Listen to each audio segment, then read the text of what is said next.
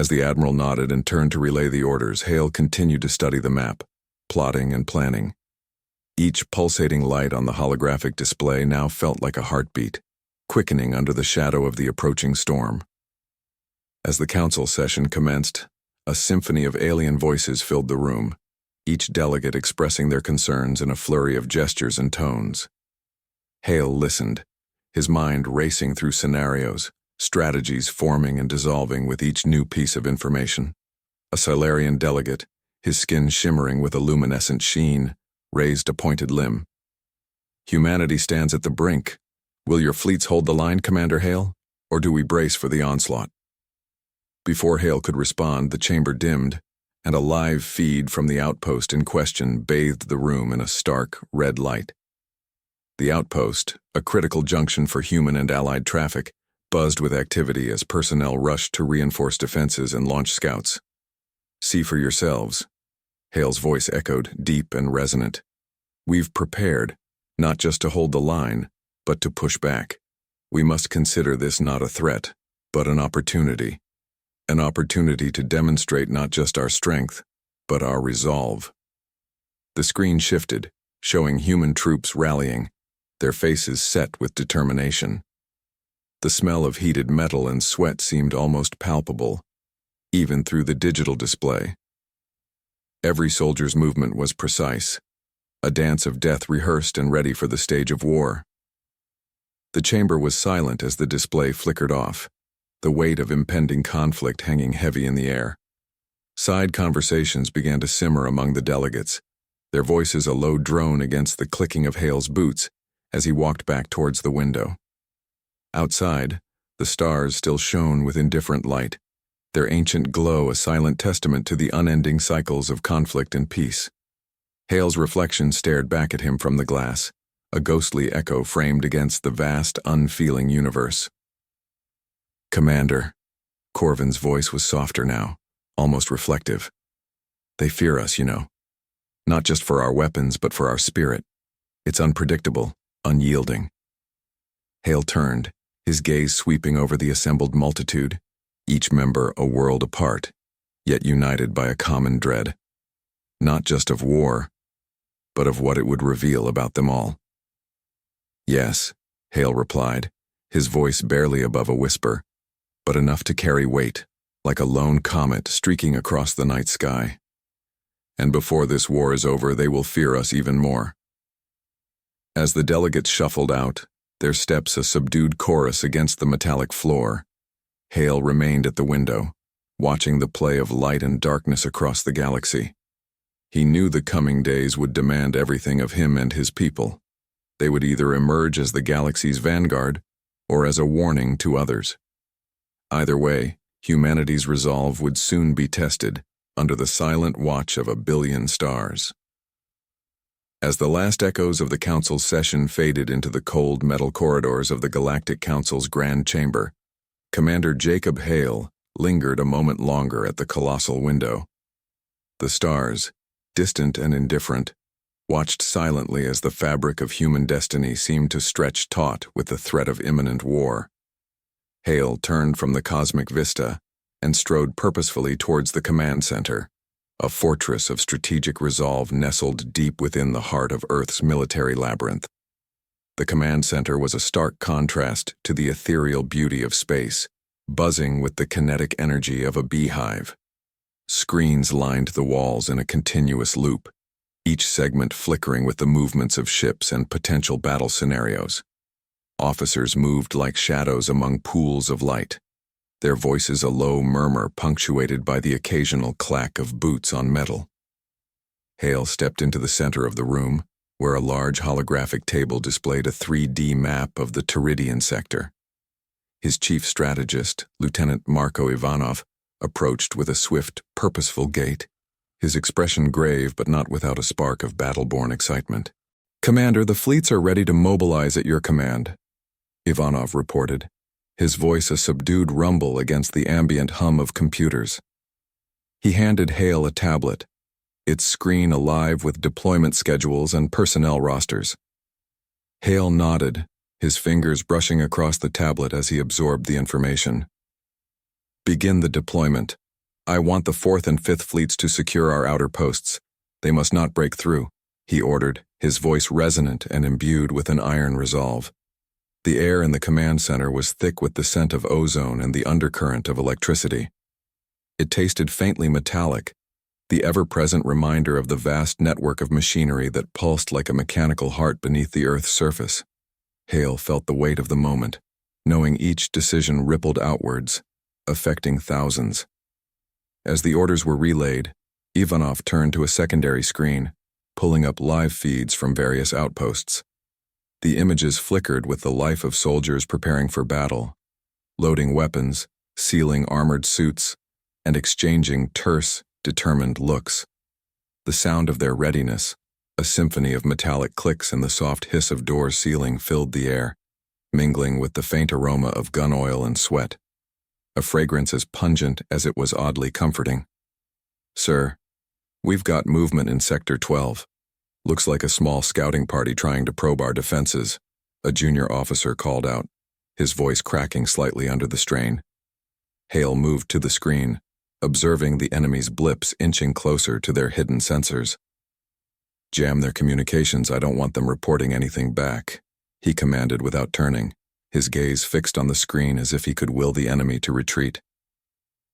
In the shadows of the room, a figure moved silently, updating the fleet's status on a board. This was Communications Officer Reed, a man whose quiet demeanor belied his crucial role. He worked his panels with a gentle efficiency, sending out coded signals that would blind the enemy's scouts without a trace. The chamber's atmosphere thickened with anticipation. Hale could almost taste the tension, a bitter tang against his tongue, as reports of the scouts' sudden disorientation came in. The screens showed their confused retreat, a small victory in the vast chessboard of war. Turning back to Ivanov, Hale's eyes were steely. "Set up a surveillance drone at their last known coordinates. I want eyes on them the moment they think they're safe," he instructed, his voice a low growl that seemed to vibrate through the command center. As Ivanov acknowledged the order, a side door opened, allowing the faint scent of rain, a rare occurrence in the underground facility, carried in by a group of engineers returning from the surface. They brought with them a rush of fresh, slightly chilled air that momentarily cleared the omnipresent aroma of electronics and recycled oxygen, infusing the room with a brief reminder of the world above, a world worth fighting for. Hale watched them for a moment, his mind racing through the implications of the upcoming battles. He then turned his attention back to the task at hand, his focus narrowing. The engineers, unnoticed heroes, continued their work, checking and rechecking the systems that would keep the fleet connected and informed. "Keep the lines open and keep me updated. Every piece of information is crucial," Hale reminded his team, his voice echoing slightly in the high-ceilinged room. As the meeting adjourned, Hale remained behind, his gaze once again drawn to the large map, where lights continued to pulse, a constant reminder of the looming threat. His reflection in the glass surface of the table was that of a commander at the edge of war, resolute and prepared. Outside, the rain began to fall harder, its rhythmic drumming a counterpoint to the quiet buzz of the command center. It was as if the earth itself was bracing for the storm to come, its beat a somber melody to the urgency unfolding beneath its surface. The sound, soothing yet somber, filled Hale with a resolve as steady as the downpour, washing over him in waves of strategic foresight and the unyielding desire to protect humanity from the gathering darkness. As he finally turned to leave, his steps were measured and deliberate, each one a testament to the path he had chosen. The war was more than a conflict. It was a crucible, one that would either forge a new era or consume them in its fiery embrace. Hale was ready to lead the charge, into the storm or into triumph. As the rain cascaded down on the surface above, the underground command center thrummed with a silent electric anticipation. Commander Jacob Hale watched the strategic displays with a hawk's eye, every screen flickering with the movements of both human and alien forces as they moved through the black vastness of space. The first major engagement of the war, dubbed Operation Silent Thunder, was about to commence near Saturn's icy rings, a strategic location where the enemy wouldn't expect a fierce resistance. Hale's fingers were clasped tightly behind his back as he observed his fleet's approach. The silence in the room was palpable, broken only by the soft tapping of rain against the facility and the occasional whisper of officers communicating in hushed tones. His fleet, a shadow in the cosmos, moved with a precision that was almost balletic, each ship synchronized under his careful command. "Lieutenant Ivanov, report." Hale's voice cut through the quiet like a knife. "The fleets are in position, Commander. The Phantom Squadron is ready to initiate the ambush," Ivanov responded, his voice steady despite the flicker of adrenaline that was doubtless coursing through him as well. On the main screen, the ghostly silhouettes of the Phantom Squadron could be seen flanking the enemy's advance. These were small, agile ships, their hulls coated in a reflective material that rendered them nearly invisible against the backdrop of space. They were Hale's ace in the hole, designed to disrupt and disorient. Hale nodded slightly, his gaze never leaving the screen. "On my mark, Lieutenant. Let them get a little closer." As the enemy fleet, a conglomerate of bulky armored ships, unsuspectingly moved into the trap, the tension in the command center climbed to an almost unbearable level. The air was thick with the smell of hot electronics and cold sweat, a testament to the anxiety and concentration filling the room. Suddenly, a soft chime signaled the optimal moment of engagement. "Now, Lieutenant. Execute." The room held its breath as Ivanov relayed the command. On the screen, bursts of brilliant light flared as the Phantom Squadron decloaked, firing a volley of synchronized plasma torpedoes at the enemy's lead ships. The effect was immediate and devastating. The enemy's formation broke as their ships scrambled to respond to the sudden onslaught. The smell of ozone spiked as additional screens lit up, displaying various angles of the battle. The clatter of keyboards and urgent voices filled the air, reporting damage assessments and enemy movements. Each report was a note in the symphony of war that played out before them. Hale felt the deck vibrate beneath his feet, a distant echo of the massive ordnance being deployed in space. His heart pounded in sync with the rhythmic booming, each beat a reminder of the lives at stake. "Commander, we've breached their outer defenses. The enemy is in disarray, but they're mobilizing reinforcements," Ivanov updated, his eyes flickering with the reflected light of the battle displayed before him. "Redirect the Spearhead Division to intercept. I don't want those reinforcements complicating things," Hale commanded, his voice calm but firm, each word measured and precise as the strategies he employed. Outside the command center's fortified walls, the storm continued to rage, the sound of rain mingling with the distant thunder, a natural mirror to the chaos unfolding in the stars. The damp earthiness of the rain seeped into the room through the air circulation system, a sharp contrast to the sterile environment inside.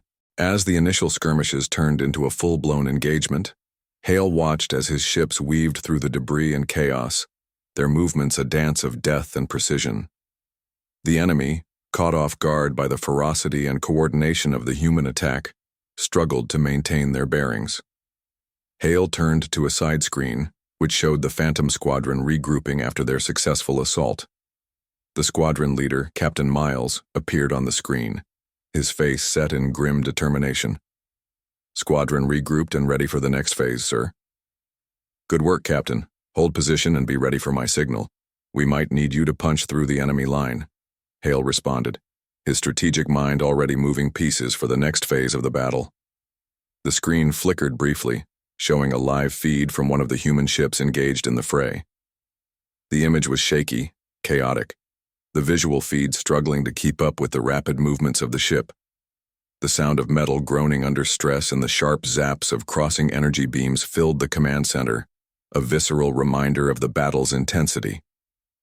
Hale's focus remained unwavering as he monitored the unfolding chaos. His plan was unfolding as intended, but war was an unpredictable beast. Every victory was tempered by the knowledge that the tide could turn on the smallest of miscalculations. The mystery of what the enemy would do next lingered in the air, as palpable as the electric charge of anticipation that ran through the command center. Would they retreat and regroup, or would they push forward with a counterattack? Hale knew that the answer to that question would shape the next phase of the war. As the battle raged on, Hale remained a pillar of calm in the storm, his mind racing through scenarios and contingencies. The command center around him was a whirlwind of activity, each officer and technician playing their part in the symphony of war that Hale was conducting. The stakes were high, and the next hours would be crucial. But as the commander of Earth's forces, Hale was ready to lead his fleet through whatever challenges awaited in the darkness of space. In the aftermath of the initial skirmish near Saturn's rings, the command center was awash with a muted tension, the air heavy with the after-effects of battle, burnt circuitry, spent fuel, and the distant yet ever-present metallic tang of blood and sweat that seemed to seep from the very walls. Commander Jacob Hale stood, eyes fixed on the shifting holograms that mapped the chaos unfolding in space. The lights of the room flickered slightly, echoing the instability of the situation at hand. As reports streamed in, the pungent aroma of burned electronics became more pronounced, a harsh reminder of the damage sustained to several ships in the human fleet. Hale's nostrils flared slightly as he absorbed the smell, a bitter reminder of the costs of war. Lieutenant Ivanov, status report on the Spearhead Division. Hale's voice cut sharply through the low hum of whispered conversations and softly beeping consoles. They've intercepted the enemy reinforcements, Commander. But there's something odd about the enemy's movements. They seem erratic, uncoordinated. Ivanov replied, his brow furrowed as he studied the data streaming in on his monitor. Hale's gaze narrowed. The enemy's uncharacteristic behavior was a puzzle that gnawed at him. His instincts tingled, warning him of an unseen danger, a piece of this war puzzle they hadn't yet encountered. Keep an eye on that, Lieutenant. It might be a feint. Inform me immediately if there's any change. The command center's atmosphere thickened with unease as officers and analysts monitored the strange developments. Outside, the relentless rain continued to beat against the facility with rhythmic ferocity, its drumming a stark contrast to the silent void of space where the battle raged. Hale walked over to the central display, his steps echoing in the otherwise quiet room, the slight clank of his boots on the metal floor a grounding presence amidst the rising tide of uncertainty. The display showed the Spearhead Division's camera feeds, which flickered with the strobe of weapon fire and the chaotic ballet of dodging ships. Suddenly, the main screen blinked out, replaced by static that crackled and hissed, filling the room with the sharp scent of ozone. A moment later, the feed snapped back, but now it showed a horrifying scene. Several human ships, previously in formation, now drifted lifelessly, their hulls breached and dark. "Report," Hale barked, his voice cutting through the sudden onset of chaos in the command center. "Sir, we've lost contact with the Spearhead Division. It appears they've been hit by some kind of EMP weapon. Their systems went offline almost simultaneously," a technician reported, his voice shaky as he adjusted the controls, trying futilely to re-establish contact. Hale's jaw clenched. An EMP attack. The enemy had concealed their capabilities, waiting for the perfect moment to reveal their hand.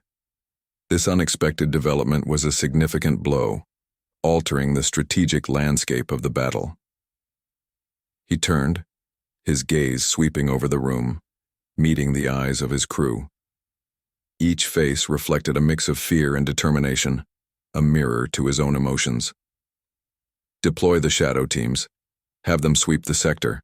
I want those EMP launchers found and destroyed," Hale commanded, his voice a calm amid the storm, even as his mind raced to adjust their strategies to this new threat.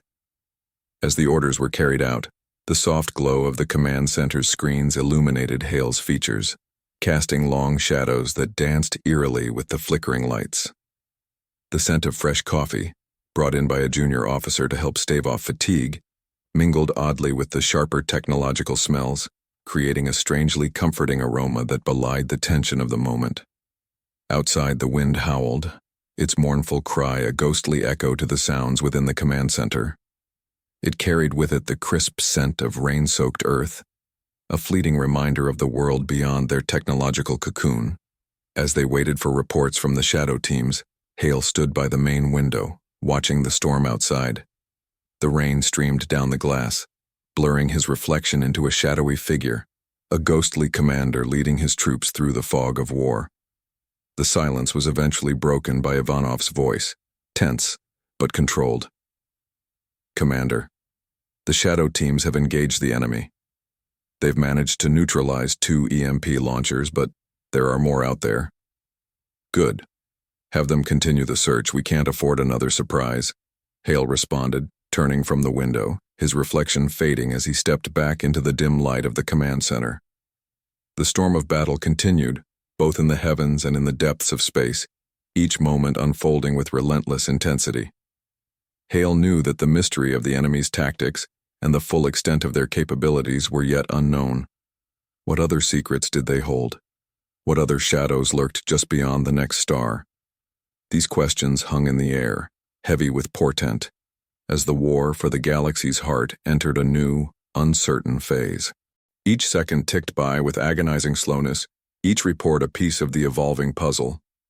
Commander Hale, with a steely resolve, prepared to adapt to whatever came next. The game of war was one of constant change, and he would meet it head-on, whatever it might bring.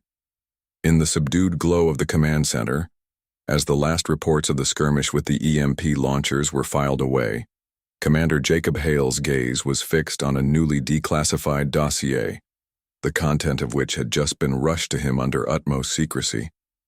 The walls of the center seemed to press closer, the air thick with the electric charge of impending revelations. The dossier detailed a covert operation that had been in the works for months, unknown even to Hale until now. Project Nightfall, a secretive initiative to develop a countermeasure against the very technology that had blindsided them in battle. As Hale flipped through the pages, the scent of fresh ink from the rushed print mingled with the usual sterile tang of the command center, a stark reminder of the newness of the information. "Sir, this could change the course of the war," Lieutenant Ivanov said, standing nearby, his voice barely above a whisper as if the secrets of the dossier might escape into the wrong ears. Hale nodded, his eyes scanning the schematics of a device dubbed the Eclipse Drive, designed to not only shield their ships from EMP attacks but to harness the disrupted electrical energy and convert it into additional power for their weapon systems. The concept was revolutionary, a stroke of genius that danced on the edge of current technological boundaries. The room was quiet. The usual hum of activity momentarily paused as the implications of the Eclipse Drive sank in. Hale felt the weight of the moment, the potential turning point it represented. The soft hum of the air recycling system filled the space, its constancy a stark contrast to the swirling thoughts in Hale's mind.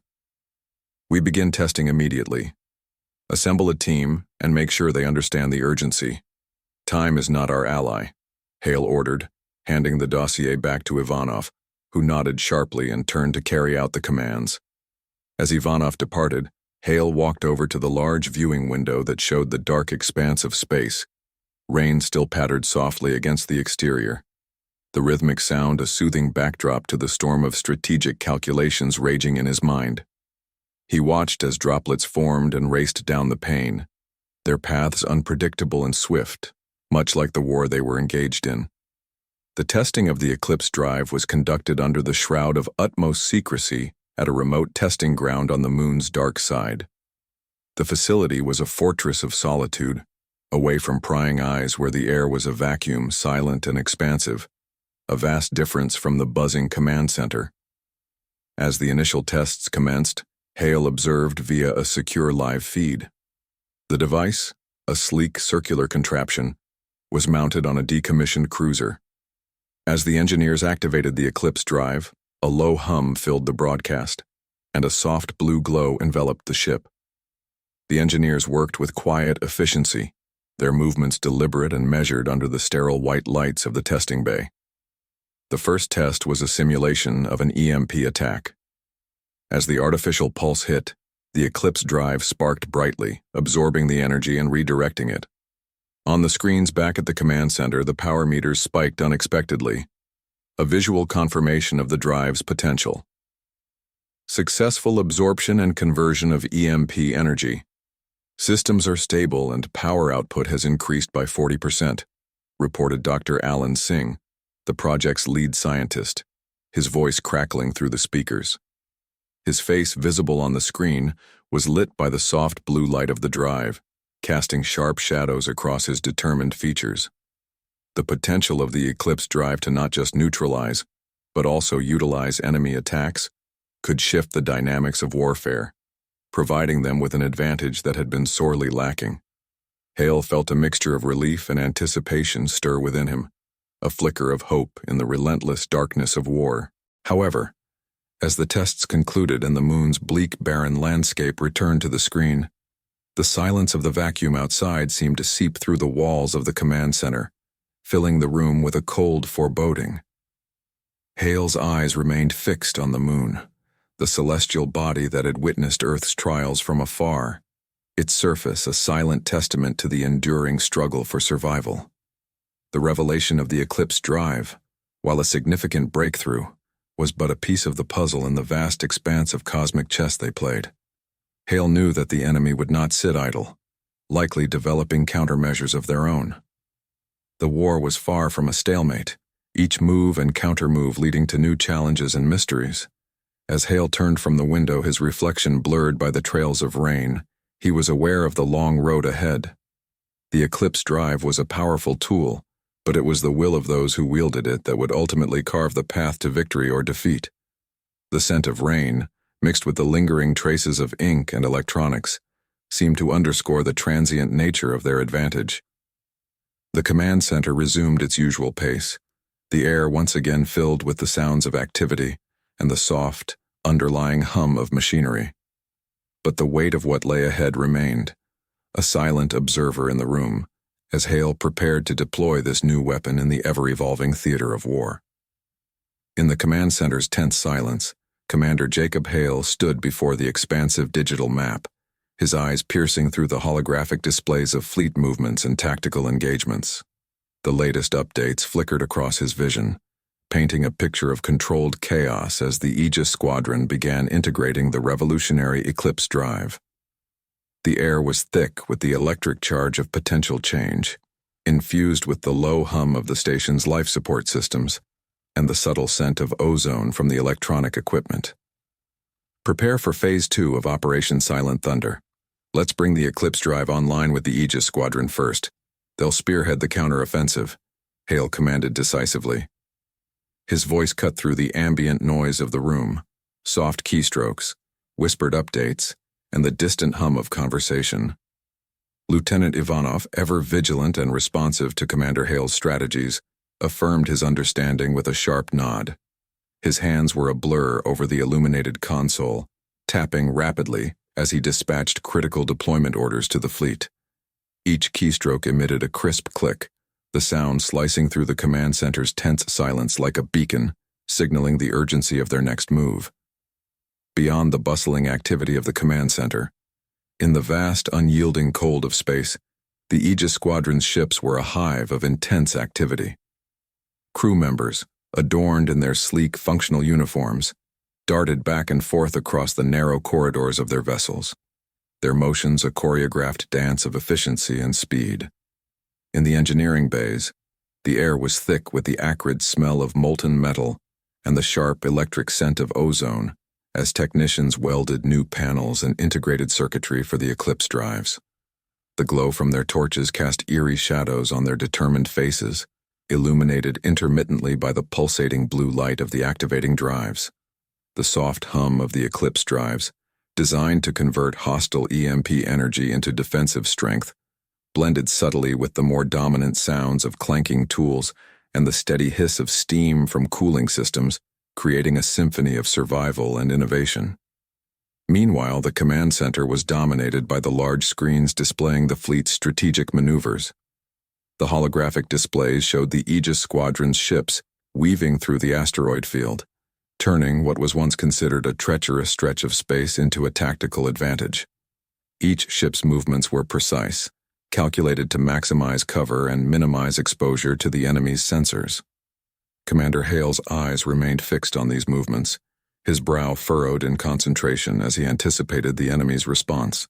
Suddenly, the dark void of space was lit by the brilliant trails of EMP torpedoes launched by the enemy, streaking toward the human ships like comets. The command center's atmosphere tightened, the air charged with a palpable sense of imminent danger. On screen, the torpedoes approached their targets, their bright tails illuminating patches of the asteroid field, casting long, ominous shadows on the rocky surfaces. Hale's response was swift and measured.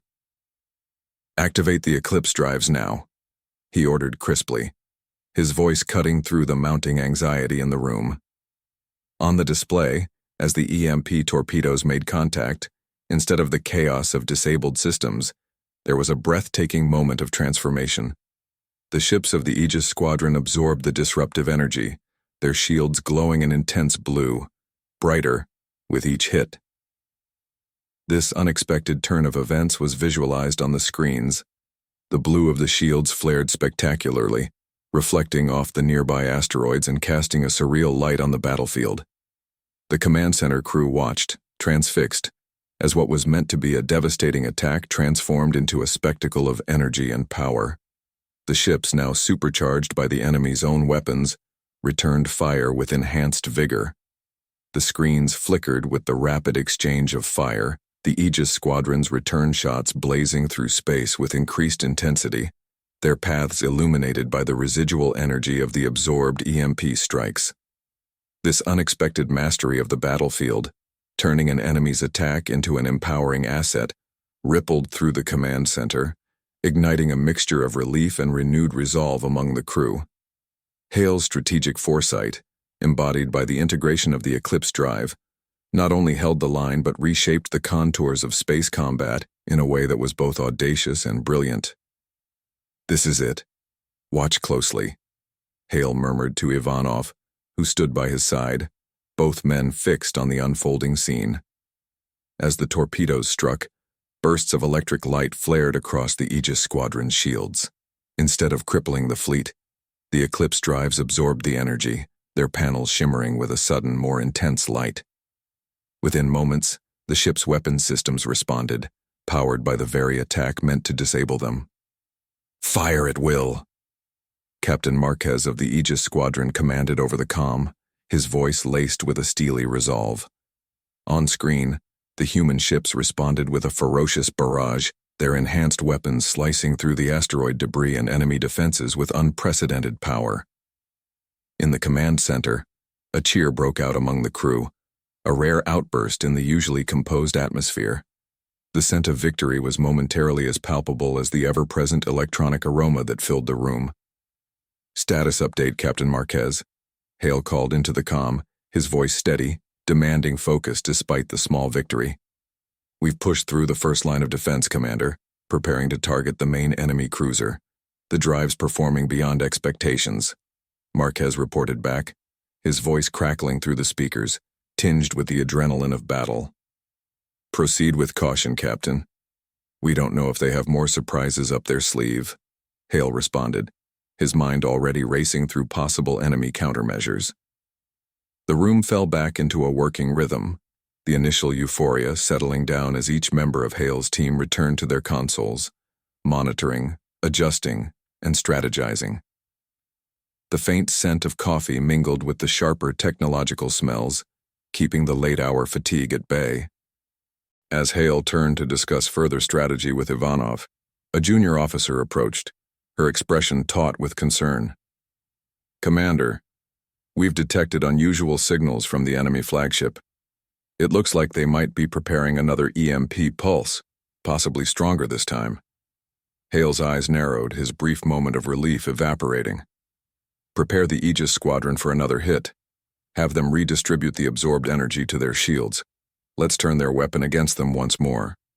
The command center, a hive of whispered instructions and urgent data analysis, hummed with renewed activity. Hale felt the deck plates vibrate slightly underfoot, a physical manifestation of the tension that charged the very air. "Keep me updated on any changes in the enemy's tactics," Hale instructed, turning back to the main display. The view outside the window showed a universe in turmoil, stars obscured by the debris of battle, a visual echo of the conflict raging in the vast silent battlefield of space. As Hale watched the Aegis squadron regroup and prepare for the next assault, he knew that this war was far from over. Each victory, each successful adaptation to the enemy's strategies, brought them only closer to the next challenge. The Eclipse Drive had shifted the balance, but the enemy would adapt. The mystery of what lay ahead loomed large, promising more twists in the cosmic dance of war. Each step forward was a step into the unknown, and Hale was ready to lead, come what may. As the last echoes of the enhanced weapons fire died down in the simulated displays of the command center, Commander Jacob Hale surveyed the room with a gaze sharpened by the fires of conflict. The Aegis squadron's successful counterattack had shifted the tide, but the war was not yet won. The cold expanse of space outside the station window was a silent testament to the vastness of their challenge, the stars unblinking witnesses to human tenacity. Prepare for the final assault. We need a precise strike at the heart of their fleet, Hale directed, his voice resonant in the quiet aftermath of their recent victory. The plan was bold, potentially decisive, and hinged on the element of surprise, using the enemy's regrouping period to launch a direct attack on their command ship. As Lieutenant Ivanov's fingers continued their deft navigation across the luminescent console, the atmosphere in the command center was electric with anticipation. Each command he issued was precise, his voice calm yet forceful, resonating through the comm units directly into the cockpits of the Aegis squadron's ships. The strategic alignments he orchestrated were not just movements on a screen, but decisions that could tip the scales of the looming battle. The air in the command center was heavy with the scent of ozone, an indicator of the electronic systems running at their limits. This mingled with the more human notes of sweat and determination, creating an almost palpable tension that enveloped everyone present. Each officer and technician was acutely aware of the stakes, their focus absolute, their senses heightened by the adrenal cocktail of impending conflict. Outside the safety of the command center, the void of space was alive with activity. The Aegis squadron, invigorated by their recent triumphs facilitated by the Eclipse Drive, maneuvered through space with a precision and confidence that belied the usual harshness of space warfare. The ship's hulls, bathed in the cold, distant starlight, moved with an almost predatory grace, reflecting the flickers of distant cosmic bodies as they positioned themselves for the decisive strike. Inside these ships, the environment was a stark contrast to the silence of space. The hum of machinery filled every corridor, merging with the low murmur of the crew's voices. Technicians and officers plotted trajectories and firing solutions, their discussions a blend of technical jargon and terse confirmations. The metallic taste of adrenaline was thick in the recycled air, sharpening senses and focusing minds. Each crew member was acutely aware of the role they played in the unfolding drama, their spirits buoyed by the protective embrace of the Eclipse Drive's energy. The command center and the fleet were in constant communication, the flow of information seamless. Data streams painted a vivid picture of the battlefield on the main display screens, showing not only the positions of their own ships but also predicting potential enemy maneuvers. This constant update allowed Hale and his team to adjust their strategies in real time, staying one step ahead of the adversary. As the final operation drew near, the tension escalated to an almost unbearable level. The crew's readiness mixed with a profound sense of responsibility. They were not just fighting for survival, but for a decisive victory that could end the conflict once and for all. Every adjustment to the ship's alignments, every plotted trajectory, and every calculated firing solution was done with a meticulous attention to detail that was both clinical and driven by a deep, unspoken passion to see their mission through. This blend of high-stakes, technological prowess, and human courage created a tapestry of effort and anticipation that stretched across the void of space, connecting the hearts and minds of those aboard the ships with those in the command center. Together they moved towards a singular goal, aware that the coming hours would likely define the future of their entire civilization. Captain Marquez, aboard the lead ship, watched the holographic display update in real time. All units maintain formation. Target is in sight. His voice crackled over the comm, each word measured to instill calm and purpose. His ship, the vanguard of the assault, glided silently through the debris of previous skirmishes, a ghostly predator stalking through the graveyard of its foes. Back in the command center, Hale monitored the fleet's approach on the main screen, his mind a whirlwind of strategy and potential outcomes. The enemy's command ship loomed large on the display, a behemoth bristling with armaments, yet showing signs of wear from the prolonged conflict. "Initiate the Eclipse Pulse," Hale commanded, referring to their plan to use a massive, concentrated burst of energy harvested from any defensive fire they received during their approach. It was a gambit that required impeccable timing and nerve. As the fleet closed in, the enemy unleashed a torrent of fire, streaks of light that tore through the void toward the human ships. The Aegis Squadron's vessels, equipped with the Eclipse Drive, absorbed the energy, their shields glowing an intense, almost blinding blue. Then, with a nod from Hale, the absorbed power was redirected, launched back at the enemy in a focused beam of pure energy. The command ship's shields flickered under the onslaught, the impact sending vibrations through the hull that resonated like the tolling of a bell in the vacuum of space. Inside the command center, the air was filled with the scent of burning circuits as consoles strained under the load of data, the sharp, acrid smell mingling with the earthier tones of human resilience. The enemy command ship, now vulnerable, was a giant wounded in the fray. "All units, full assault," Captain Marquez ordered, his voice a beacon of finality. The subsequent barrage was a symphony of destruction. The human fleet, united by a single purpose, unleashed everything they had. The command ship, unable to withstand the concentrated fury, began to fracture, its destruction imminent.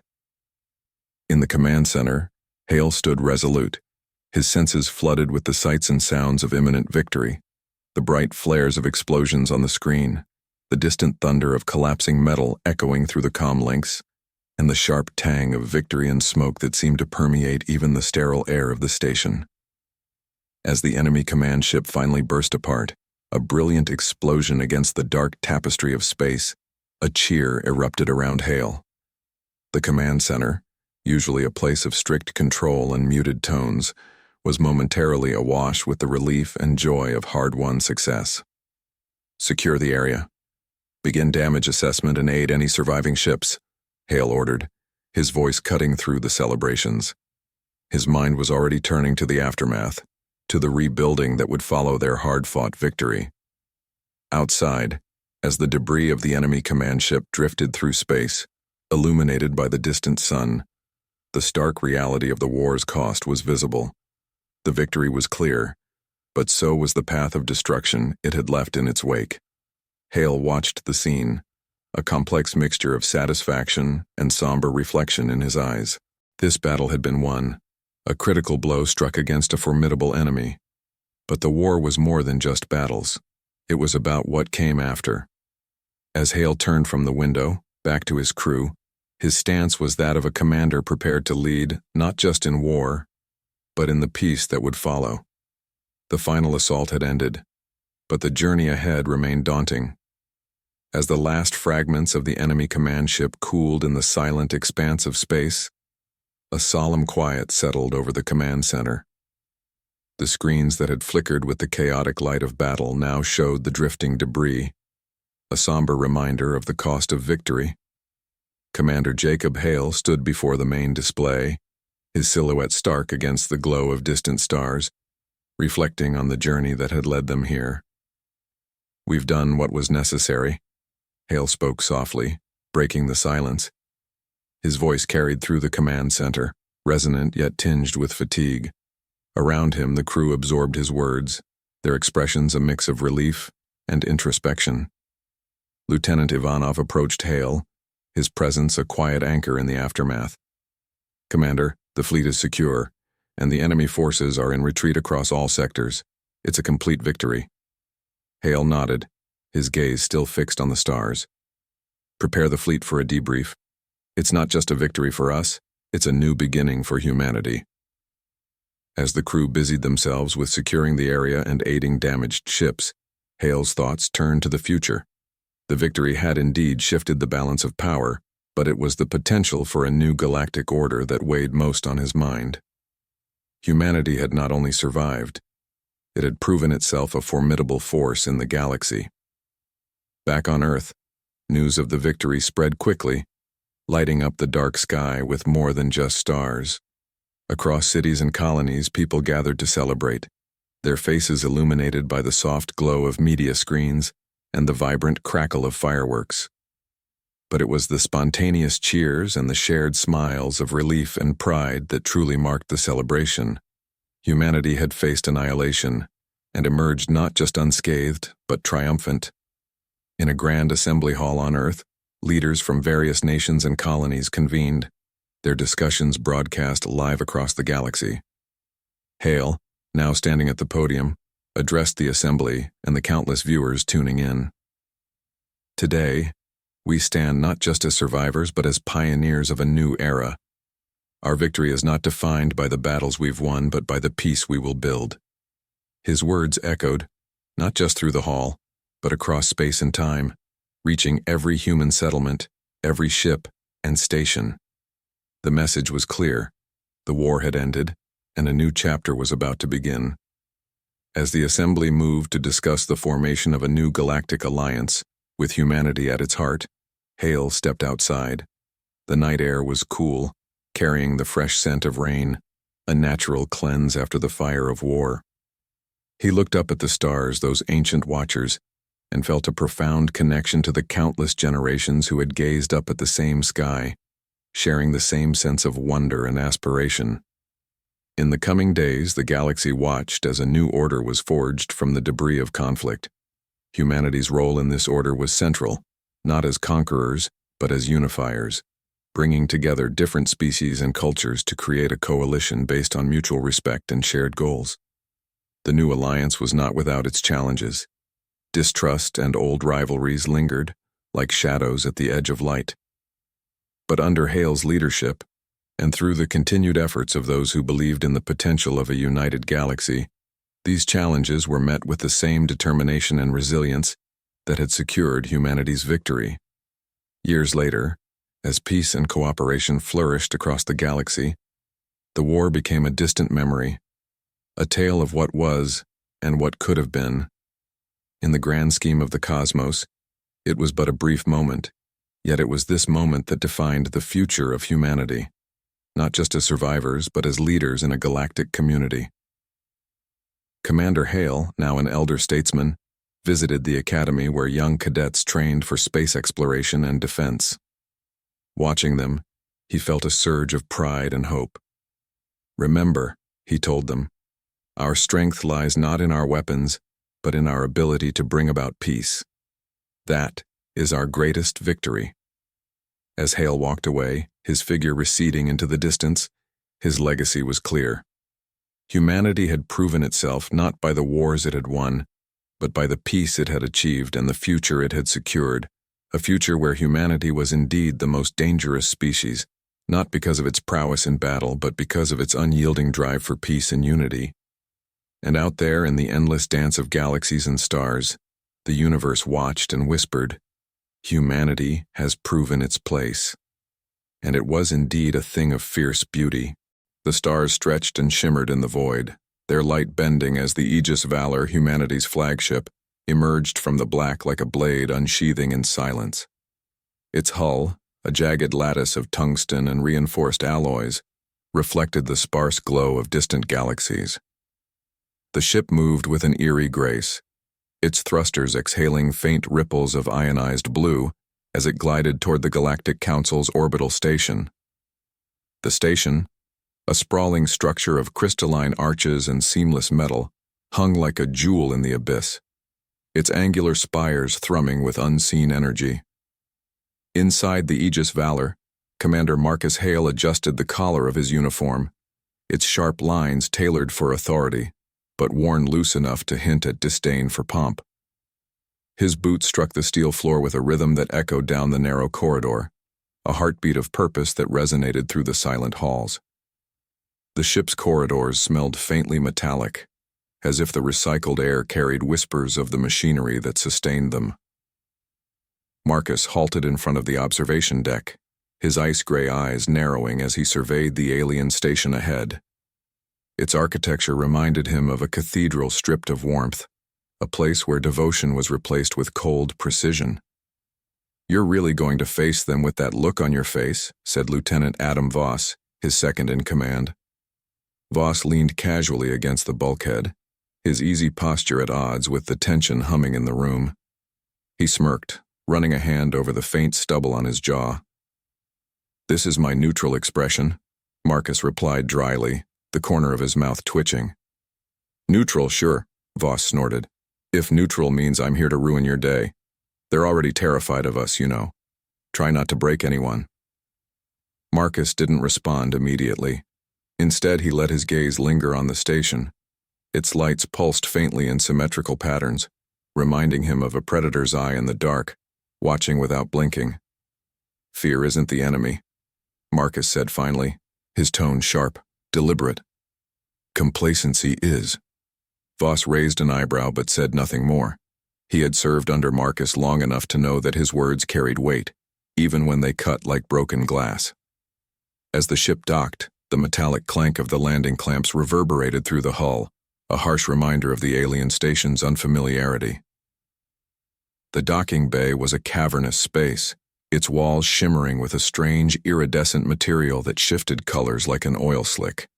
The temperature was cooler here, enough to bite at exposed skin, and the air carried a faint tang of something bitter and sterile, like it had been scrubbed too clean.